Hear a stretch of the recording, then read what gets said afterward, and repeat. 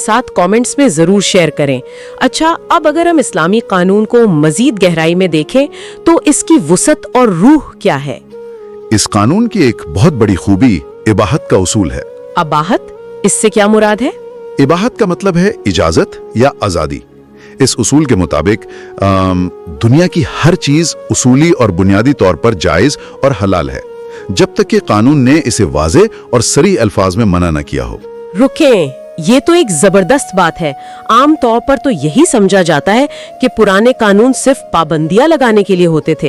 तो क्या इस उसूल ने मुआशरे को ज्यादा आजादी दी? बिल्कुल आजादी दी। कानून की शुरुआत पाबंदी से नहीं बल्कि आजादी से होती है।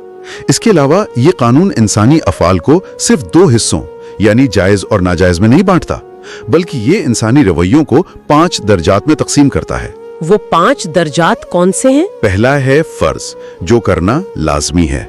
दूसरा मुस्तहब, जो लाजमी नहीं मगर पसंदीदा है। तीसरा मुबाह, जो मुकम्मल तौर पर न्यूट्रल है। चौथा मकरूह, जिससे बचना बेहतर है मगर वो जुर्म नहीं। और पांचवा हराम, जिससे सख्ती से मना किया गया है। ये तो इंसानी रवैयों की बहुत ही बारीक बीन दर्जा बंदी है, लेकिन क्या ये कानून जदीद अदालतों की तरह सिर्फ इंसान के ज़ाहिरी अमल को देखता है? नहीं, और यही इस कानून की असल रूह है। ये कानून सिर्फ जाहिर को नहीं देखता बल्कि इंसान की नीयत और बातिन का भी अहाता करता है।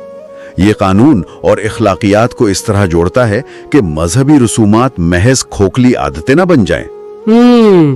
यानी अगर आप बज़ाहिर कानून की पाबंदी कर रहे हैं लेकिन नीयत में खोट है तो इखलाकी